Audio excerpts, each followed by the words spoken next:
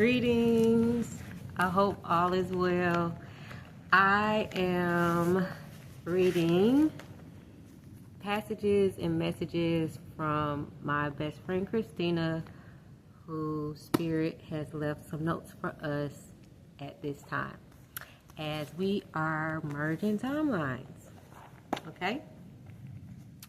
So this one is Psalm 149, and she put, can you see it? She put sing. She put asterisk, asterisk, asterisk, asterisk, sing, and in the heart. Sing to the Lord a new song. Praise the Lord. Sing to the Lord a new song. His praise. Praise the Lord. Sing to the Lord a new song. His praise in the assembly of the godly. Let Israel be glad in his Maker. Let the children of Zion rejoice in their King.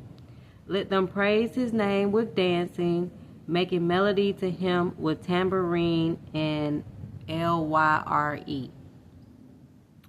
For the Lord takes pleasure in his people. He adorns the humble with salvation. Let the godly exalt in glory. Let them sing for joy on their beds. Let the high praises of God be in their throats and two-edged swords in their hands. I'm going to read 6 over. Let the high praises of God be in their throats and two-edged swords in their hands, to execute vengeance on the nations and punishments on the peoples, to bind their kings with chains and their nobles with fetters of iron, to execute on them the judgment written. This is honor for all his godly ones. Praise the Lord. So I'm going to read that over.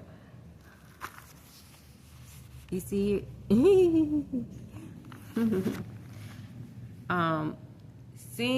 Sing to the Lord a new song.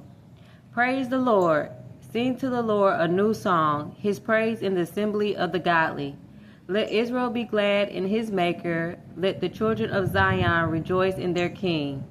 Let them praise his name with dancing, making melody to him with tambourine and lyre.